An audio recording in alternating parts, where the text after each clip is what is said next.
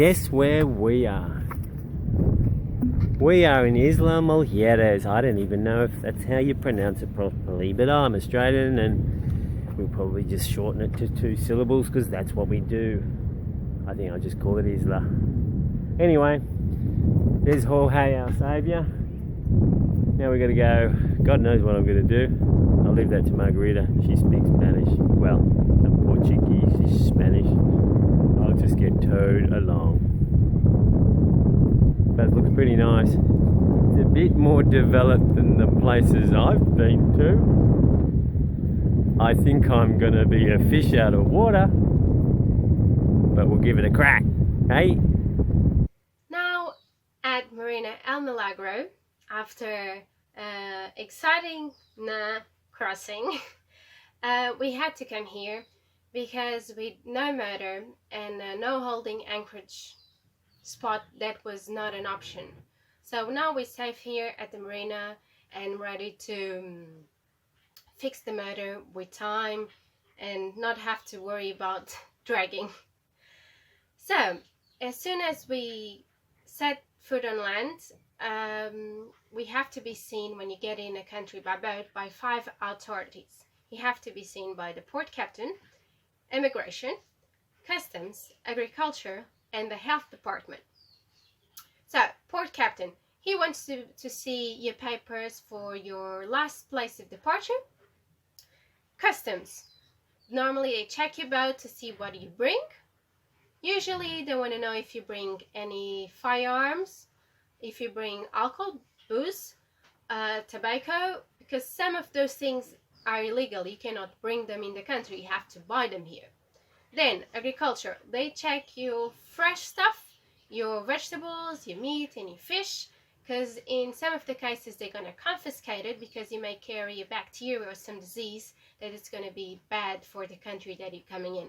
The health department, they may check your body temperature to check if you're okay, if you have any injury, just make sure, they want to make sure you're healthy to come in the country. And that's it. It just came out of the boat like 10 minutes ago. The customs official, he checked our jerry cans. He looked around mainly and asked us about our flares, what we had. And I showed them that we had the handheld ones and the ones with the tiny flares to be shoot with the flare gun. That it's just a hole to put the shells. And he said, that might be a problem because it's a gun. I said, yeah, but it's a gun to shoot, to fire the flares. It doesn't have any harm. It's a plastic thing. It's harmless. He said, I'm not sure. I think that's not legal here in Mexico. I need to check with my supervisor. I said, okay, check with it. And it took him 15-20 minutes, and apparently his supervisor needed to talk with some official in the Navy. So they talked with the Navy, and at the time Julio was the guy who was helping us with all the papers and all the things, was with him, with the customs official, and asked to speak with the Navy official. Translation. The Navy said it's not illegal. Normally in Mexico, they're the only ones who carry this type of guns. But it's not illegal. We should just keep it in a safe place. Don't use it just in case of emergency. And mainly was that. And then Julio came and told me, look, what he wants is this. He wants dinding. That's what he wants. And I said, well, how much? What is the reasonable price to give it to him? And he said, $20. I said, dollars? I don't have dollars because I don't want to spend the dollars, our backup dollars that we have just in case of emergency, because I already had pesos that I brought from the US. How much pesos? He said, 250, 200 is good. I said, 200, that's okay. I'm winning because now it's going to be $11. So, well, winning, I'm paying a bribe, right? Okay, so then we went back. I saw the customs official. Said, look, how would you like to do it? How are we going to do it? He said, look, you have 2 options. You can keep your gun, just have it in a safe place, hide it, keep it low profile, don't use it just in case obviously you're going to need it. The other option is a colleague of mine will come to pick the gun, take it to the custom departments at the airport in Cancun, and you have to pay it a daily rate for us to keep the gun, and before your departure you come and pick it up. I said, no, we'll keep it, we just have it, hide it in a safe place in the boat, you don't need to worry about. And then I gave him a handshake with the money, and then he smiled back to me and he said, you officially clear in. And that's how things works in Mexico. Tim hired a buggy, so we decided to explore downtown. That one's too big. We're the lost part.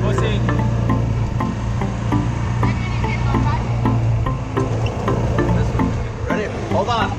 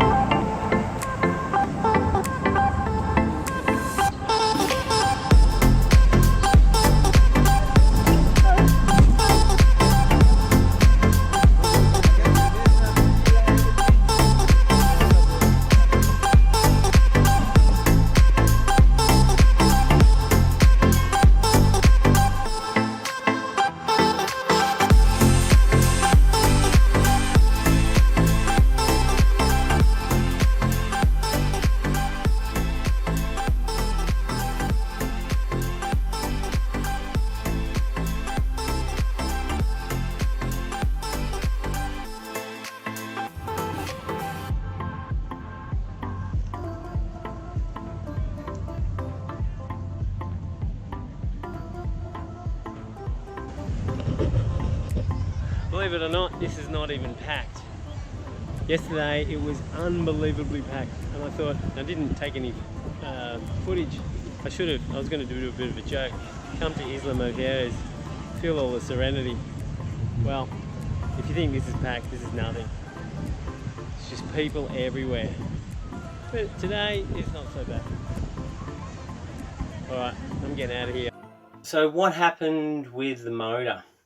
Well, we had it all filmed, and we had some other stuff filmed when we were in the Yucatan channel, but we lost all the footage. Don't know where it went.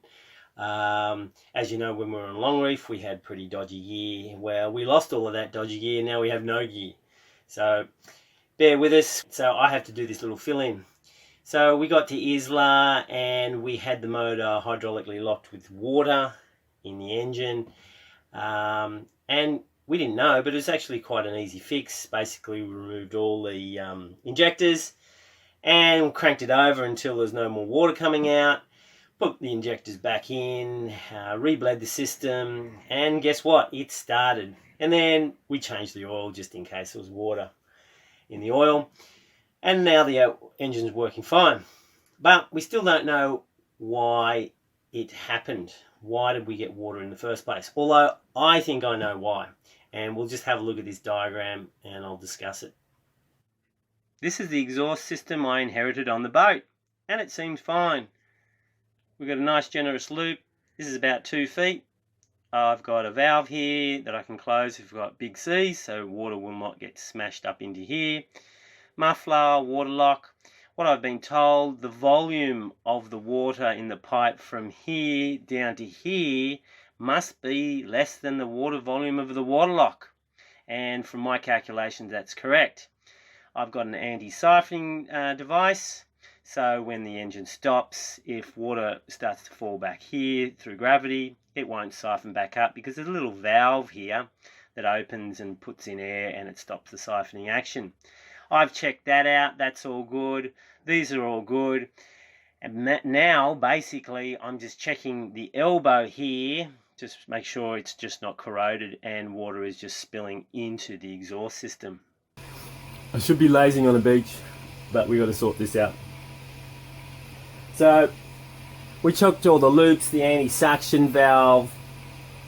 So now we're going to get into the elbow where the exhaust and water, salt water, comes out of the engine. So apparently you get some corrosion there, or God knows what. So I'm going to check that. That's actually behind here. Hopefully that's the problem. Lots of work today. Let's see if I can get through it without dying, because it gets so hot in here. It just drips off you. You're continually wet. But I found a fan to rig that up, so that might make it a little bit more pleasurable.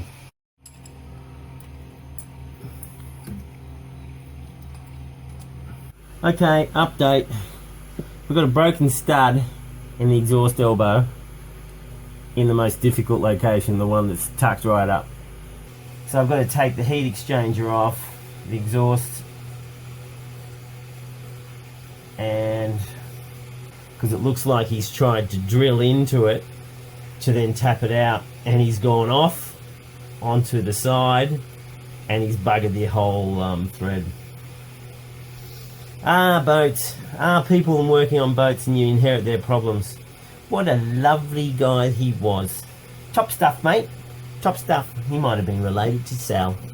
Well, I really didn't want to take the exhaust off in the heat exchanger, so I tapped it with my chisel, and guess what? It turned! Come on, little boat. You know you want to. Oh, we've got some rotation. There we go. Well, he might have only stuffed up about 60 or 70 degrees of the thread, and it might be enough. Well, it's a bit bodgy, we'll see. I'm amazed at people. I'm amazed. I mean, I'm dodgy, but far out. So what did I do? Basically, so you find a snapped off stud, you get something sharp like a hole puncher or this dodgy chisel, which is the amazing dodgy chisel. That's its new name. I mean, look at it. How beautiful is that? And you go straight onto it and you make a notch. And then you gradually peel away and you keep tapping it until you see it move. When I say peel away, so you impart some turn to the broken stud, and then hopefully after lots of tapping, you don't want to bite the metal too much, because what happens, it'll peel away like wood. So you've got to still keep it going into the main body of the bolt. It involves a bit of finesse. It's surprising that I can do it, actually. Anyway, I think it's a bit of luck, actually. Anyway, that's done. Well, the elbow's bloody clean. All I have to do is now get some gaskets. I'll probably get 2 because it's a little bit distorted from only having 3 studs. It's all clean. It's like, I mean, look at it. It looks new. It's probably been on for 6 months or a year. Anyway, so that's all good. What I think happened is, because we were excessively cranking the engine, trying to bleed the system and then trying to get it to start, water was getting pumped through the water pump, and it was coming down here, and it gradually filled up from the water lock, kept on filling up until it went into the exhaust valves. Because the engine wasn't starting, the exhaust gases weren't there to push all of this out. So it just simply filled up and went into the engine. I should emphasize, this is what I think, and it might not be 100% accurate, but it seems feasible to me. Anyway, on with the show.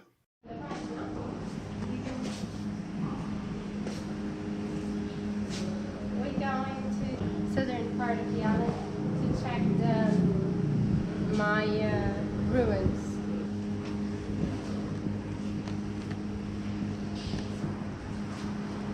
Come on.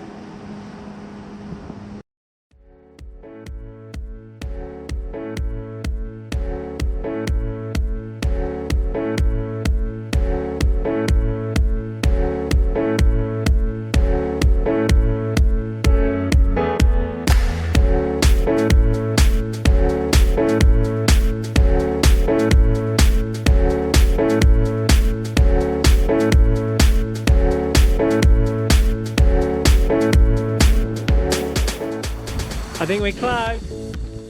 Someone over there. Margarita's already nicked off. Let's do it. I'm so excited! There's the Mayan temple. I actually am not that excited about the temple. I'm excited about the toilet, because I've had diarrhea for the last 2 days. About 20 litres have come out of my butthole, and I need to find a toilet. Otherwise, I'm going to the moon. Yes, people? Ready? NASA? You got any satellites need going into space? Yeah, but first Go I on, have do to it. explain why you are like that. Why am I like that? Because I ate Peter- lots of fruit and there's lots of bacteria on the fruit and I love fruit, so I got lots of bacteria in No, me. because it doesn't wash the fruit or the vegetables. And here you have to do it because there's bacteria, little bugs. That makes you do the number 2 a lot. Well, I just like to provide a service to NASA actually. It's almost a free, well, you just have to cost the fruit.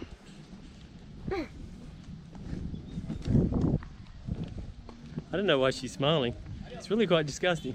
Yeah, it gets thinner. Here we go. There it is. Great Mine Temple. That's as close as we're going to get because we forgot our wallet. Got on your margarita? Top stuff.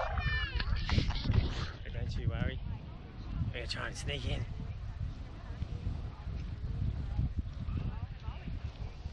Cliffs on that side, cliffs on that side. I don't know what I'm going to do.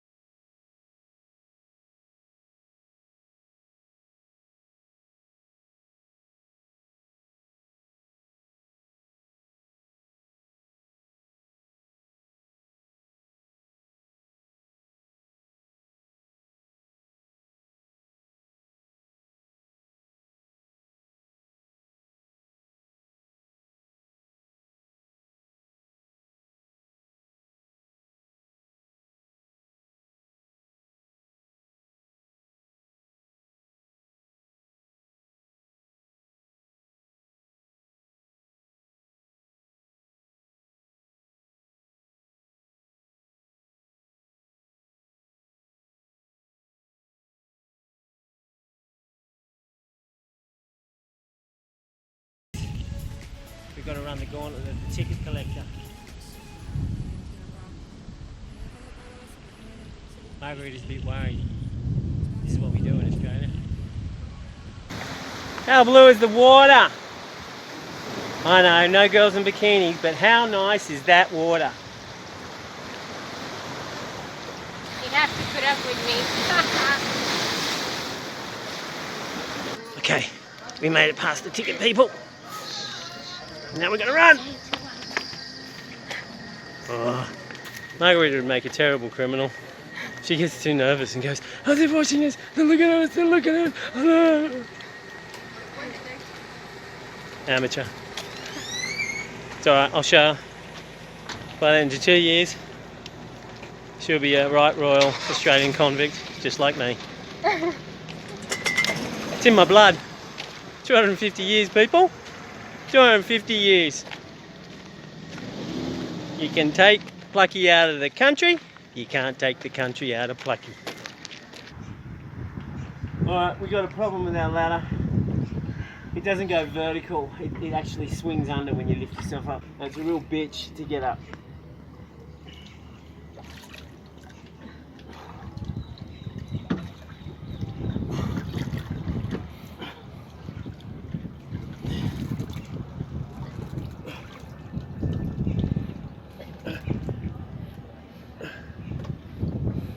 Alright, that'll do. So, we're going to try and stop it going beyond, underneath. Now, we could do some stainless steel work and put some struts or some feet on this to stop it. But we want a simpler solution, and I think we might have it. So we'll use our davit lines.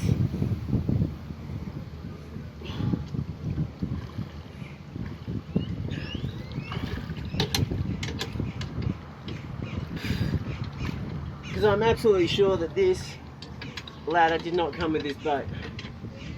I think the previous owner sailed it from Brisbane to France. He actually bought this in France and just jimmied it up. You just put the davits. Now I'd like to say this is my idea, unfortunately, with my flatlining brain. someone else came up with it, someone that lives over there. Captain John. Captain John had this idea. And the thing that Tim said was the clincher was, he said, oh, well, it'll cost you about $10 worth of Dyneema or Spectra.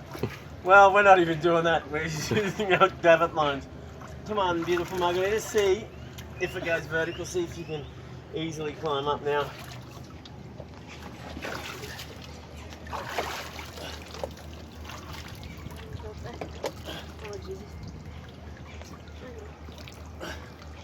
You can. Alright. I know, it works. Good? Yeah. Alright. Tim was zonked after working on the motor, and I was too. But Margaret and I decided to go for a paddle. How beautiful is the sunset?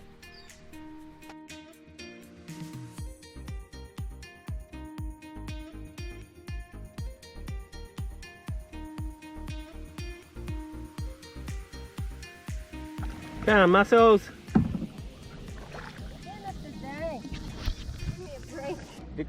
The good thing about being at the back of the canoe is no one can tell, well, the person in front can't tell if I'm being lazy buggers, which I am. Mush!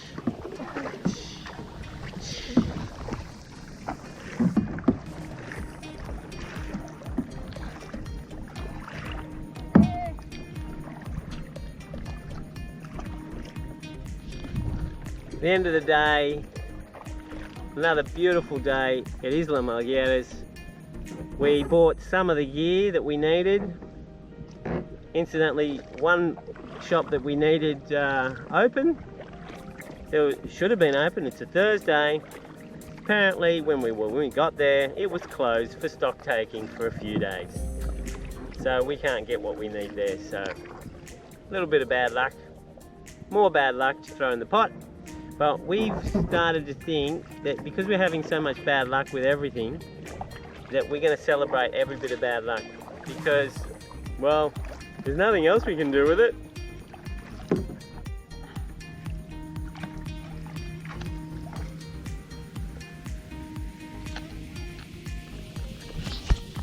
Well, I suppose I ought to do something.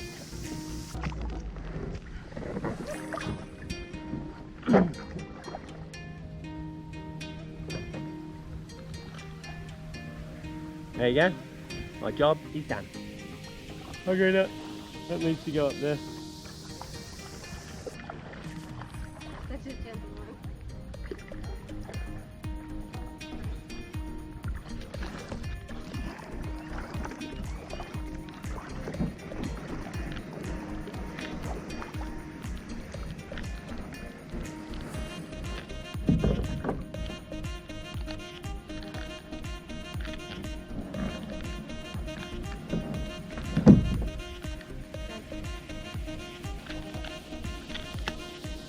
That's what we call teamwork.